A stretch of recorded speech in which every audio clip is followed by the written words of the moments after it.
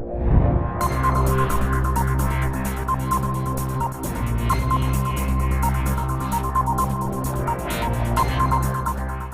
Friends, आप सभी को हमारे YouTube channel Tinku learning centre में स्वागत है। तो फ्रेंड्स, हम एएलपी टेक्नीशियन 2018 में पूछे गए मैथ्स के क्वेश्चन को हम सॉल्व कर रहे हैं, ठीक ना। आज ये 15वां वीडियो होगा, ठीक ना। इससे कि सारे वीडियो को आप नहीं देखे हैं तो आप प्लेलिस्ट में जाके आप देख सकते हैं, ठीक ना। तो आज होगा क्वेश्चन नंबर 2214, ठीक ना। तो चलिए वीडियो को शुरू करते हैं। क्वेश्चन लिखा हुआ है, गूथे हुए आटे में चीनी और आटे का अनुपात 2:7 है। इस गूथे हुए आटे के 9 किलोग्राम में जॉन ने कुछ और चीनी मिलाकर उसका अनुपात 2:5 बना दिया, ठीक ना। जॉन ने बाद में कितनी चीनी मिलाई, ठीक ना। तो हमको निकालना है कि जॉन ने है सो चीनी कितनी बाद में मिलाई, ठीक ना। देखिए, चीनी है और ये आटा है, इसका अनुपात 2:7 है, ठीक ना। अब है सो ये दोनों का रेशियो कुल मिला के है सो आटा बन गया ना। चीनी और आटा मिला के है सो दोनों मिल गया आटा, और इसमें से 9 kg है सो इसका वजन दिया हुआ क्वेश्चन में, ठीक ना। अब कहता है कि इस है सो आटे गूथे हुए आटे में कुछ चीनी मिलाया जाता है, ठीक ना। तो हम कुछ चीनी बाद में हम ले लेते हैं कि X चीनी मिलाया जाता है, ठीक ना, जिसके कारण इसका अनुपात कितना हो जाता है 2:5 हो जाता है, समझे। तो अब देखिए, अब इसको कैसे सॉल्व करेंगे, ठीक ना। तो हमको प्रारंभ में रेशियो कितना था, 2:7 था, ठीक ना। अब चीनी मिला गया, ऊपर में है सो ये चीनी का है और ये आटा का है, ठीक ना। तो चीनी मिला गया तो X हम चीनी ले लेते हैं, ठीक ना। तो जिससे कि इसका अनुपात हो गया 2:5 हो गया, समझे। अब देखिए, इसको क्रॉस मल्टीप्लिकेशन कर देते हैं तो 10 + 5x = 14 हो जाएगा।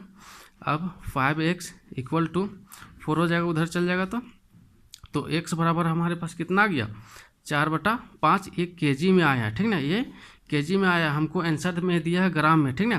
तो इसमें हम क्या कर देंगे, 4/5 में है सो 1000 से है सो मल्टीप्लाई कर देंगे, ठीक ना। तो ग्राम में चल जाएगा, ठीक ना। तो ये 200 मरते में कट जाएगा, 4 दूनी 8, मतलब 800 ग्राम आपका आंसर हो जाएगा, ठीक ना। 800 ग्राम आपका ऑप्शन नंबर बी बिल्कुल सही हो जाएगा।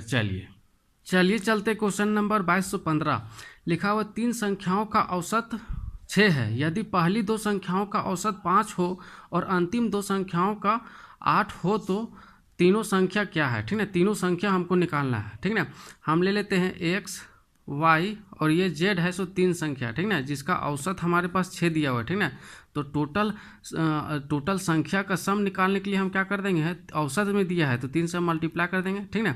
तो हमारे पास 18 x, y और z का है सो तीनों का सम कितना आ गया, हमारे पास 18 आ गया, ठीक ना। औसत 6 दिया हुआ था, ठीक ना। तो 3 से मल्टीप्लाई कर दिए तो टोटल हमारे पास अंक का सम आ गया, ठीक ना। उसके बाद देखिए, क्वेश्चन में लिखा है यदि पहली 2 संख्याओं का औसत 5 है, ठीक ना। पहली 2 संख्या, ये दो संख्या का औसत कितना है, 5 दिया हुआ, ठीक ना। तो टोटल कितना हो जाएगा, 10 हो जाएगा। और फिर बोलता अंतिम 2 संख्या का औसत 8 दिया हुआ, ठीक ना। अंतिम ये 2 संख्या हो गया, इसका औसत दिया हुआ 8, तो हम टोटल संख्या निकालने के लिए 16 हो जाएगा, ठीक ना। अब देखिए, हम निकाल लेते हैं, इसमें बीच वाली संख्या को हम आसानी से निकाल सकते हैं। क्यों? क्योंकि इधर से भी काउंट करने समय y काउंट हो गया और इधर से भी काउंट करने समय y काउंट हो गया, ठीक ना। तो एक बार तो हम क्या करते हैं, घटा देते हैं। तो क्या करेंगे, 10 + 16 को जोड़ेंगे और टोटल संख्या में घटा देंगे, ठीक ना। टोटल संख्या में जब हम घटाएंगे तो कितना हो जाएगा, यहाँ 26 में से 18 जब जाएगा, 26 में से 18 जाएगा तो हमारे पास कितना आ गया, 8 आ गया, ठीक ना। तो हमारे पास y बराबर बीच वाली संख्या है सो 8 आ गया, ठीक ना। 8 आ गया तो ऑप्शन नंबर बी में देखिए, बीच में 8 है, सिर्फ और किसी में नहीं है, ठीक ना। तो यहाँ से आप ऑप्शन लगा के चल सकते हैं, ठीक ना।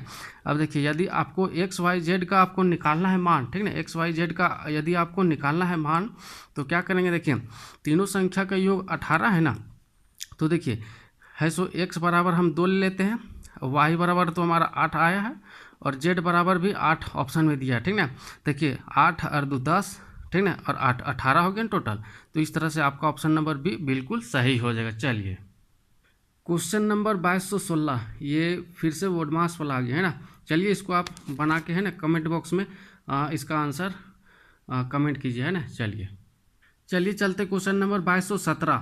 लिखा है दिए गए डेटा के आधार पर शहर ए का साक्षरता प्रतिशत आपको निकालना है, ठीक है। शहर ए का साक्षरता प्रतिशत, तो शहर ए में शिक्षित लोग कितना है, 150 है। टोटल जनसंख्या कितना है, 200 है, ठीक ना। अब परसेंटेज में निकालने बोला 100 से आप मल्टीप्लाई कर दीजिए, ठीक ना। 1 1 1 1, ठीक ना। अब देखिए इसको काटेंगे तो 75 में कट जाएगा, ठीक ना। मतलब 75% आपका हो जाएगा, ठीक ना। आपका आंसर नंबर ए हो जाएगा। चलिए चलते क्वेश्चन नंबर 2218, ठीक ना। व्युत्क्रम निकालना है, ठीक ना। 2 सही 3/5 का व्युत्क्रम निकालना है, ठीक ना। इसको फ्रैक्शन में कर लीजिए। 5 में 10 और 3 13 हो गया, 13/5 हो गया। अब इसको उलट दीजिए, ठीक ना। तब उलट देंगे तो क्या हो जाएगा, 5/13 हो जाएगा, ठीक ना। इस तरह से आपका ये व्युत्क्रम मतलब इन्वर्स, ठीक ना। इन्वर्स मतलब आपको पलट देना, जो संख्या ऊपर वाला नीचे और नीचे वाला ऊपर, ठीक ना। इस तरह से आपका ऑप्शन नंबर डी बिल्कुल सही हो जाएगा। चलिए क्वेश्चन नंबर 2219, यदि बहुलक दिया हुआ आपको के शून्यक 3 और 4 है, ठीक ना, तो ए और बी का मान क्रमशः क्या होगा, ठीक ना। ए और बी का आपका मान निकालना है, ठीक ना। आपका इक्वेशन दिया हुआ है x² - ax + b है, ठीक ना। जिसमें से आपको दे दिया है आपके पास x = 3 और y = 4, मतलब शून्यक है। शून्यक कहने का मतलब है कि x - 3 = 0 है, इस तरह से, ठीक ना। तो x बराबर लिखेंगे तो 3 हो जाएगा ना। तो ये आपको निकाल के दिया हुआ, आपको इसमें सेटिस्फाई सिर्फ करवाना है, ठीक ना। तो x बराबर चलिए हम 3 पहले पुट कर देते हैं, ठीक ना। तो 3 3 9 हो जाएगा, -3a + b = उधर कुछ नहीं, शून्यक है, 0 हो जाएगा, ठीक ना। अब देखिए इसको उधर ले जाते हैं, ठीक ना। और इसको प्लस को माइनस और माइनस को प्लस कर देते हैं, ठीक ना। साइन को चेंज कर देते हैं, 3a - b हो जाएगा। उधर जाने के बाद 9 हो जाएगा, ठीक ना। ये आपका इक्वेशन 1 हो जाएगा, ठीक ना। अब इसी तरह से हम है सो 4 पुट कर देते हैं इसमें। 4 पुट करने के बाद 4 चौक 16 -4a + b = 0 हो जाएगा ना। अब देखिए अब इसमें भी हम साइन को चेंज कर देते हैं, 16 को उस साइड ले जाते हैं, ठीक ना। तो 4a - b = 16 हो जाएगा और इक्वेशन ये 2 हो जाएगा आपका, ठीक ना। तो चलिए हम इक्वेशन 1 और 2 को सॉल्व करते हैं। इक्वेशन 1 को हम इसमें रख देते हैं, ठीक ना। तो 3a - b = 9 हो जाएगा, ठीक ना। तो इसमें हम क्या करते हैं, सब्ट्रैक्ट कर देते हैं, यहाँ प्लस यहाँ माइनस, ठीक ना। ये कट जाएगा। अब यहाँ घटेगा तो a = 7 हो जाएगा, ठीक ना। 7 हो जाएगा। तो a बराबर हमारे पास 7 आ गया, ठीक ना। तो आप ऑप्शन में दीजिए, तो बी ऑप्शन नंबर बी में है सो हमारे पास 7 और 12 दिया है, ठीक ना। तो a बराबर 12 दिया है और b बराबर हमको सॉल्व क्या करना है, b बराबर 12 ऑटोमेटिक हो जाएगा, ठीक ना। इस तरह से आपका ऑप्शन नंबर बी बिल्कुल सही हो जाएगा। चलिए क्वेश्चन नंबर 2220, यदि 10,000 की एक धनराशि 3 वर्ष में चक्रवृद्धि ब्याज की दर से 1331 हो जाती है, तो ब्याज की वार्षिक दर क्या होगा, ठीक ना। मतलब आपको 1,000 रुपये है, ठीक ना, और 3 वर्ष की चक्रवृद्धि ब्याज पर लगाया जाता है, तो मिश्रधन आपका कितना हो जाता है, 1331 हो जाता है, ठीक ना। तो आपको दर निकालना है, रेट आपको निकालना है, ठीक ना, रेट आपको निकालना है, ठीक ना। तो इस तरह के प्रश्न को आप कैसे सॉल्व करेंगे, देखिए इधर मूलधन लिख लेंगे, ठीक ना। अब यहाँ 3 साल के दिया है तो हम यहाँ क्यूब कर देंगे, ठीक ना। अब देखिए रेशियो, अब मिश्रधन यहाँ लिखेंगे, ठीक ना। मिश्रधन कितना दिया हुआ है, इतना दिया हुआ है ना। अब 3 साल के पूछा है तो इसलिए 3 कर देंगे क्यूब रूट, ठीक ना। 2 साल के पूछता है तो यहाँ 2 स्क्वायर निकालते हैं, ठीक ना। लेकिन हमको 3 साल के पूछा है इसलिए क्यूब रूट निकालेंगे, ठीक है। तो 10 का क्यूब रूट होता है 1,000, ठीक ना। इसी तरह ये कितना का है, 11 का है, ठीक ना। देखिए अब देखिए 10 रुपये का कोई सामान है सो कितना हो जाता है, 11 हो जाता है। मतलब यहाँ से ब्याज कितना हमारे पास आया है, 1 रुपया आया है। कितना पर आया है, 10 पर आया है। और हमको 100 पर कितना, तो 100 पर निकालने के लिए क्या कर देंगे, 100 से मल्टीप्लाई कर देंगे, तो हमको 10% रेट आ जाएगा, ठीक ना। आपका ऑप्शन नंबर बी बिल्कुल सही हो जाएगा, ठीक ना। हमने इस पर वीडियो अपलोड कर रखा है यूट्यूब में, ठीक ना। आप वहाँ से जाके देख सकते हैं, ठीक ना। काफ़ी क्वेश्चन को हमने कवर किया, ठीक ना। चलिए क्वेश्चन नंबर 2221, लिखा हुआ 2250 की राशि पर 3 वर्ष की साधारण वार्षिक ब्याज की दर से ब्याज प्राप्त होगा, ठीक ना। इसमें टाइम है सो टाइप नहीं किया गया, ठीक ना। तो हम है सो इस क्वेश्चन को टाइम है सो 2 साल लेके बनाते हैं, ठीक ना। तो हमारे पास प्रिंसिपल दिया हुआ 2250 दिया हुआ है, ठीक ना। और हमारे पास रेट दिया हुआ है 3% और हम टाइम ले लेते हैं 2 ईयर, ठीक ना। 2 ईयर ले लेते हैं। तो हमारे पास हमको सिंपल इंटरेस्ट निकालने बोला है, ठीक ना। तो ब्याज प्रतिशत में कैसे निकलेगा, ब्याज प्रतिशत में निकालने के लिए हम क्या करते हैं, आर इंटू टी कर देते हैं, ठीक ना। आर इंटू टी को हम गुना कर देते हैं तो प्रतिशत में हमको ब्याज निकल जाता है, ठीक ना। तो 3 दूनी 6 कर देते हैं, मतलब 6% हमको ब्याज आ गया, ठीक ना, प्रतिशत में, ठीक ना। लेकिन हमको प्रतिशत में नहीं बोला है, रुपया में बोला है। रुपया में निकालने के लिए क्या कर देंगे, 2250 में 100 का 6% हम निकाल देंगे, ठीक ना। तो 1 से 1 जीरो हो गया, 5 से काटते 5 दूनी हो गया, 5 चौके हो गया 45 हो गया। अब 2 से काटते हैं, ये 3 कट गया, ठीक ना। अब 5 दिए 15 हो गया, 13 हो गया, ठीक ना। ऑप्शन नंबर ए बिल्कुल सही हो जाएगा। चलिए क्वेश्चन नंबर 2222, दो संख्याओं का गुणनफल दिया हुआ, ठीक ना। ए इंटू बी इक्वल टू दिया हुआ 0.324 दिया हुआ, ठीक ना। जिसमें से एक संख्या दिया हुआ, मतलब एक संख्या दे दिया है, ए बराबर दिया हुआ है आपको 1.2, तो हमको दूसरी संख्या निकालना है, ठीक ना। तो दूसरी संख्या क्या करेंगे, इसको सिंपल है, इसको डिवाइड कर देंगे, ठीक ना। तो हमको b बराबर निकल जाएगा ना, तो 1.2 से हम डिवाइड कर देंगे। तो देखिए इधर से है तो पॉइंट हटाएंगे तो नीचे है तो 3 जीरो देंगे, ठीक ना।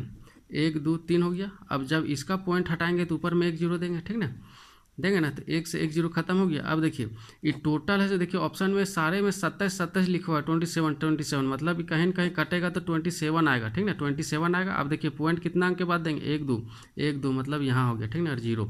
आपका ऑप्शन नंबर ए बिल्कुल सही हो जाएगा। चलिए क्वेश्चन नंबर 2223, ठीक ना। ए प्लस 1/a इक्वल टू आपको 3 दिया हुआ, ठीक ना। तो आपको निकालना है ए क्यू प्लस 1/a क्यू बराबर क्या होगा, ठीक ना। तो इसको निकालने के लिए शॉर्टकट क्या तरीका होता है कि आप है सो n का क्यू प्लस है तो माइनस कर देना है, ठीक ना, n इंटू 3, ठीक ना, n इंटू 3 कर देना है। मतलब n के जगह पर आपको 3 पुट करना है, मतलब 27 हो जाएगा, ठीक ना, 27 हो जाएगा। अब देखिए यहाँ 3 पुट करेंगे, 3 3 9 हो गया ना, 27 में से 9 जाएगा तो 18 हो जाएगा, ठीक ना। आपका ऑप्शन नंबर बी बिल्कुल सही हो जाएगा, ठीक ना। तो ये कैसे आता है, और हमने इसको काफ़ी डिटेल्स में चर्चा किया, हम यूट्यूब में इसका वीडियो अपलोड किया हूँ, ठीक ना, आप उसमें जाकर देख सकते हैं, ठीक ना। तो देखिए यदि आपको इस तरह से समझ में नहीं आया तो आप इसको क्यूब कर दीजिए, ठीक ना। हमको क्यूब निकालने बोला है तो दोनों साइड क्यूब कर दीजिए, इस तरह के सॉल्व कीजिएगा तो आपको आंसर आ जाएगा, ठीक ना। क्वेश्चन नंबर 2224, ठीक ना।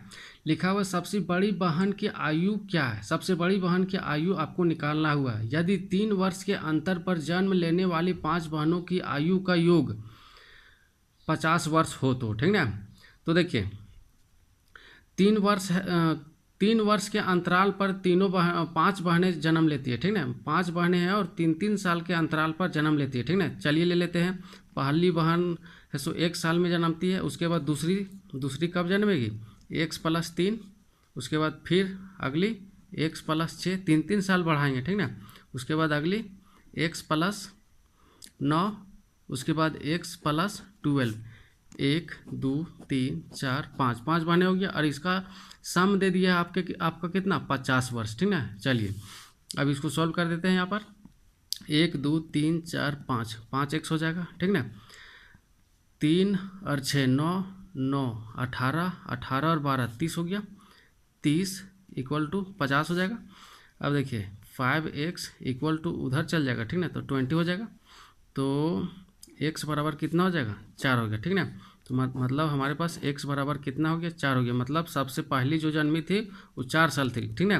तो सबसे बड़ी का उम्र निकालने बोला है, सबसे बड़ी का उम्र कहाँ रख देते हैं, यहाँ, ठीक ना। 4 जोड़ देंगे, 4 + 12 जोड़ देंगे तो कितना हो गया, 16 वर्ष, ठीक है। सबसे बड़ी बहन की उम्र कितना हो जाएगा, 16 वर्ष हो जाएगा। आपका ऑप्शन नंबर सी बिल्कुल सही। ये चलते हैं क्वेश्चन नंबर 2225। लिखा हुआ निम्नलिखित में से कौन सा एक परिमेय संख्या है, ठीक है। परिमेय संख्या के लिए क्या होना पड़ता है कि p/q के फॉर्म में होना चाहिए, ठीक ना। p/q के फॉर्म में होना चाहिए, मतलब q ≠ 0 भी होना चाहिए, ठीक ना। मतलब है सो 2/3 होना चाहिए, या तो 4/5 होना चाहिए, मतलब बटा में होना चाहिए, ठीक ना। या तो दूसरा में क्या है कि परफेक्ट स्क्वायर रूट होना चाहिए, ठीक ना। परफेक्ट स्क्वायर रूट होना चाहिए, ठीक ना। परफेक्ट स्क्वायर रूट होना चाहिए, या तो परफेक्ट क्यूब रूट होना चाहिए, ठीक ना। परफेक्ट क्यूब रूट होना चाहिए, या तो परफेक्ट स्क्वायर रूट होना चाहिए, ठीक ना। तो आप ऑप्शन नंबर सी में देखिए 2 का परफेक्ट क्यूब रूट है, ठीक ना। चलिए इसका ऑप्शन नंबर सी बिल्कुल सही हो जाएगा। ये चलते क्वेश्चन नंबर 2226। लिखा हुआ प्रस्तुत आंकड़ा एक शहरों में 2017 में 6 महीनों में मोटरसाइकिल और कुल वाहनों की पंजीकरण संख्या हजारों में दर्शाया गया। ठीक है, कहता है चार्ट में पहली संख्या मोटरसाइकिल और दूसरी संख्या वाहन का प्रतिनिधित्व करता है। ठीक है, तो हमको निकालने बोला है मई से जून 2017 में मोटरसाइकिल के पंजीकरण में कितने प्रतिशत की वृद्धि हुई है। ठीक है, देखिए इस चार्ट में जो आपको डार्क कलर का दिख रहा है वो है सो क्या है, वो है सो मोटरसाइकिल का पंजीकरण दिखा रहा है। ठीक है, और जो थोड़ा सा फीका कलर का है वो क्या दिखा रहा है, आपका कुल वाहनों की पंजीकरण दिखा रहा है। ठीक है, तो हमको पूछा है क्वेश्चन में मई से जून। ठीक है, मई से जून तक है सो मोटरसाइकिल के पंजीकरण में कितनी वृद्धि हुई है। ठीक है, तो डार्क कलर वाला हमको पूछ रहा है। ठीक है, तो मई में देखिए 17 है और जून में कितना हो गया हमारे पास 28 हो गया। ठीक है, तो कितना वृद्धि हुआ देखिए, तो 11 का वृद्धि हुआ, 11 का हुआ है ना। अब कितना से वृद्धि हुआ है 17 से, और हमको प्रतिशत में पूछा है 100 से मल्टीप्लाई कर देते हैं। ठीक है, तो हमारे पास 1100/17 हो जाएगा। ठीक है, तो 17 छक 2 तल से मतलब 102 हो गया। ठीक है, अब बच गया कितना 80, 17 चौके। ठीक है, तो आपका ऑप्शन नंबर ए है। ठीक है, सही है, आपका ऑप्शन नंबर ए बिल्कुल सही हो जाए। ठीक है, चलिए चलते क्वेश्चन नंबर 2227। लिखा हुआ धारा के विरुद्ध जाते हुए एक नाविक को 40 किलोमीटर की दूरी तय करने में 8 घंटे लगते हैं, जबकि धारा के साथ जाते हुए इसी दूरी को तय करने में 5 घंटे लगते हैं। ठीक है, तो शांत जल में नाविक की गति क्या है, शांत जल में नाविक की गति निकालना हुआ। ठीक है, देखिए जब धारा के विरुद्ध नाविक आ रहा है तो धारा के विरुद्ध है सो 40 किलोमीटर है सो कितना 40 किलोमीटर तय करने में 8 घंटा का समय लगता है। ठीक है, तो इसका चाल कितना हो गया 8×40 हो गया, मतलब 5 किलोमीटर प्रति आवर हो जाएगा। समझे। अब फिर है सो इसी नाव को है सो धारा के साथ साथ जाता है यही नाव, तो है सो यही 40 किलोमीटर है सो दूरी तय करने में इसको 5 घंटा समय लगता है। ठीक है, तो इसका चाल कितना हो जाएगा 8 किलोमीटर पर आवर हो जाएगा ना। तो बोला है हमको नाविक की गति निकालना है। ठीक है, किसका, नाविक का गति निकालना है। तो क्या कर देंगे x + y/2 कर देंगे, मतलब 8 और 5 13 हो जाएगा ना, 13/2 मतलब 6.5 हो जाएगा। ठीक है, अब देखिए इस क्वेश्चन को आप समझिए। ठीक है, इसी क्वेश्चन को बहुत सारे स्टूडेंट लोग कन्फ्यूजन में हो जाते हैं कि किसमें सर जोड़ा जाता है और किसमें घटाया जाता है और किसमें डिवाइड किया जाता है। ठीक है, तो एक बार ध्यान में धर लीजिए। ठीक है, जब है सो नाव या कोई व्यक्ति है सो धारा के साथ जाता है। ठीक है, धारा के साथ जाता है और वही नाव या व्यक्ति धारा के विरुद्ध आता है, तो हमको क्या करना पड़ता है, इसी को x + y/2 करना पड़ता है। ठीक है, x + y/2 करना पड़ता है जब नाविक का गति निकालना होगा तो। ठीक है, नाविक का गति निकालना होगा तो। और यदि धारा पूछ देगा, क्या पूछेगा धारा, तो x - y/2 करना पड़ेगा। समझे। क्या कहें कि यदि कोई नाव या कोई व्यक्ति है सो कहीं एक स्थान से दूसरे स्थान जाता है। ठीक है, तो है सो उसका जाने समय जो धारा के साथ जाएगा सो, और फिर वही नाविक है सो धारा के अपोजिट आएगा। जब इस तरह के क्वेश्चन रहेगा तो आपको समझिए वो डिवाइड वाला आपको बनाना है। समझे। चलिए आज का वीडियो यहीं तक। ठीक है, आपको कैसा लगा हमारा वीडियो आप कमेंट सेक्शन में ज़रूर बताइए, और हमारे चैनल को सब्सक्राइब करके ऑल नोटिफिकेशन दबाइए। ठीक है, ताकि टाइम टू टाइम आपके पास नोटिफिकेशन पहुंचते रहे। चलिए धन्यवाद।